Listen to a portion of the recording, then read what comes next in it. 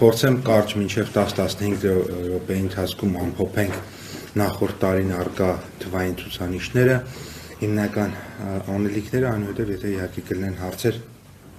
մեծ սիրով կպատասխանեմ, այս բանին ուղղակի նշեմ, որ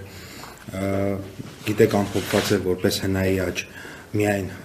3 ամիսները եւ առաջին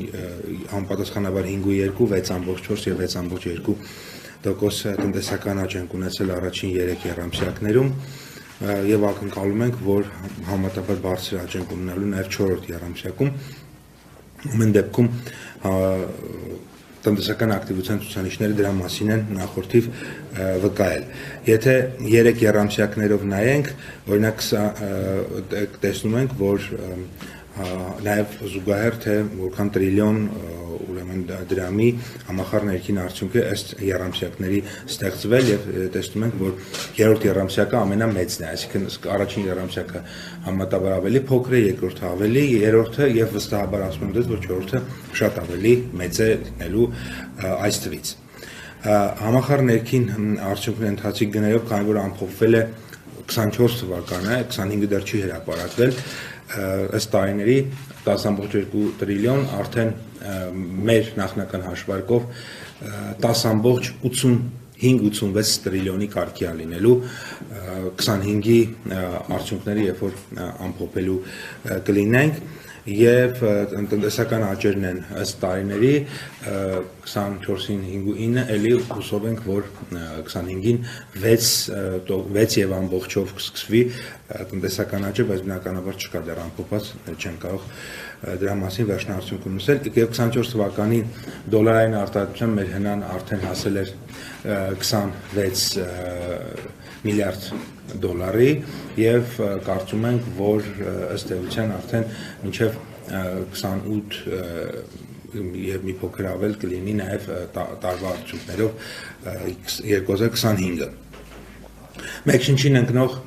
դոլարային արտահայտությամբ հնան է, որը 8556 էր 24 թվականի արդյունքներով եւ կարծում ենք, որ 9000-ի շեմը էլի կանցնի արդեն 2025-ի արդյունքներով, որոնք որ բնականաբար կհրապարակվեն փետրվար ամսին մի փոքր ավելի ուշ, ես բնականաբար շատ նախնական մեր գնահատականներն եմ այստեղ ասում։ Հիմա գանք այն կետերին, որոնք որ արդեն ամփոփված է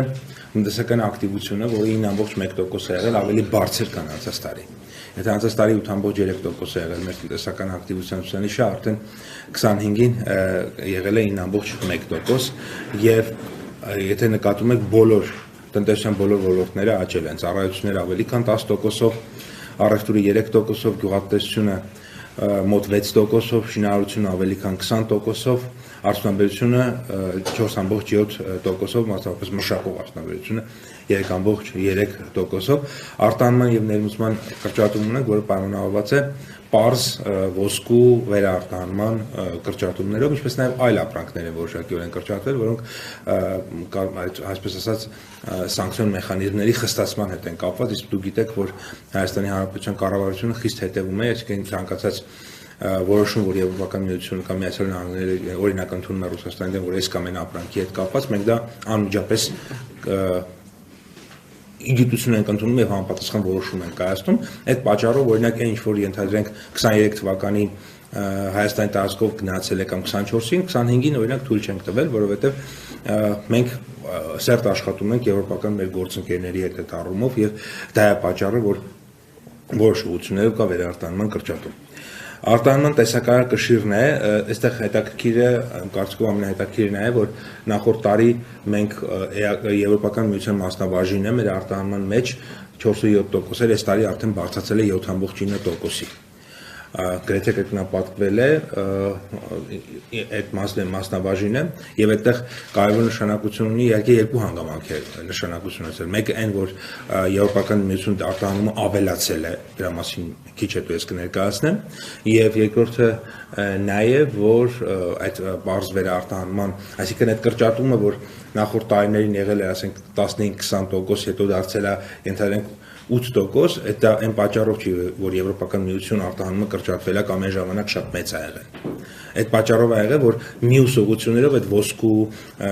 վերարտահանում,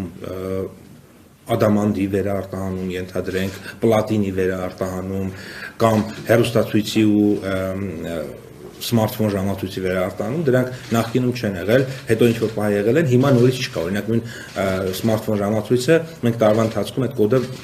արգելել ենք վերարտահանում տեղի ունենա, որովհետև եվրոպական գործընկերները դրա մասին մեզ խնդրել են, մենք նաև կոմունիկացրել ենք Ռուսաստանի գործընկերների հետ, այսինքն այդ մասը շատ թափանցիկ է եւ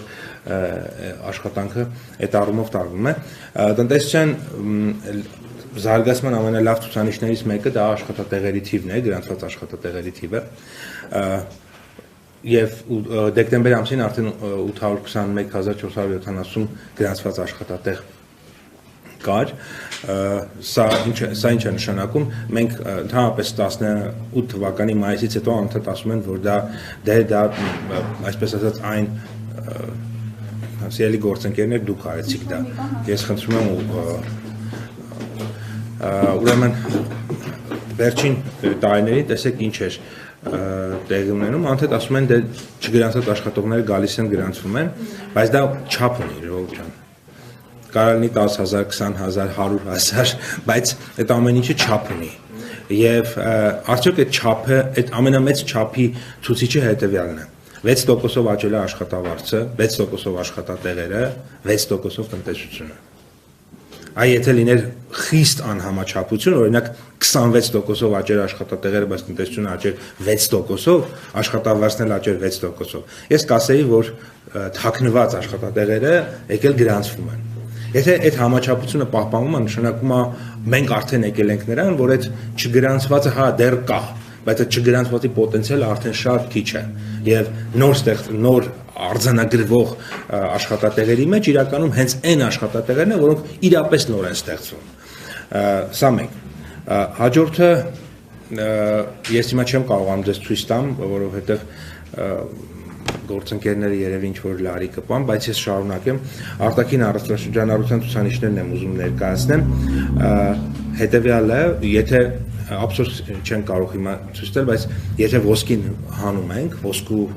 վերարտահանում եւ պլատինի վերարտահանում եւ այլ, մենք տեսնում ենք, որ կայուն մեր արտահանումը աճում է։ Իսկ ամենակարևոր ցուցանիշը այստեղ 3 ես հրապարակել եմ արդեն, ընդ որում երբ որ 18 ուրեմն 25 ենք մենք ցույց տալիս, այդ պատկերը նույն տրամաբանությամբ շատ ավելի երկար է լինում, եթե 21 թվականին օրինակ մոտ 2.6 միլիարդ էր մեր արտահանումը, արդեն 25 թվականին 4 միլիարդ 462 միլիոն դոլար էր, ընդ որում նախորդ տարվա նկատմամբ մոտ 10% մենք աճ ունենք։ Այսինքն սա վերաբերվում էր հայկական ծագում ունեցող ապրանքների արտահանմանը, այսինքն սա չի վերաբերվում հեռուստացույց, որը մենք չենք արտադրում, մեքենա, որը մենք չենք արտադրում, ոսկի, որը մենք դեռ չենք արտադրում, շուտով արտադրելու ենք ու շատ։ Սա վերաբերում են այն արտադրանքներին, որոնք որ մենք չենք ուրեմն արտադրում։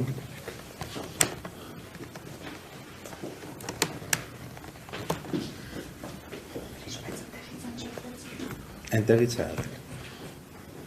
Այնտեղ ինչ-որ ձայներ եկավ ու անջատվեց։ Ոսկի, որոնք որ սա վերաբերում է նրան, որ մենք հայկական ծագման արտադրանք, այսինքն Հայաստանի գործարաններում արտադրված ապրանքների արտահանումը շարունակաբար ավելանում է եւ արդեն հասել է 4 ուրեմն միլիարդ 462-ի, որը պատմական իհարկե լավագույն ցուցանիշն է, եւ երկրորդը նա է, որ նախորդ տարվա նկատմամբ ուրեմն ավելացել է մոտ 400 միլիոն դոլարով եւ սա էլի մոտ 10%-ով։ Մյուսը, որ ուզում եմ խոսեմ, ջինի գործակիցն է։ Ջինի գործակիցը մեզ մոտ բավականին ցածր է եւ սա շատ լավ է, որովհետեւ ջինի գործակցի դեպքում ինչքան ցածր է,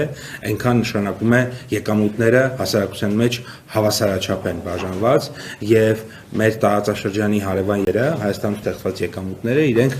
համեմատության մեջ ամենա ուրեմն հավասարաչափն են բաշխվում եւ դա իհարկե եւս շատ կարեւոր ցուցանիշ է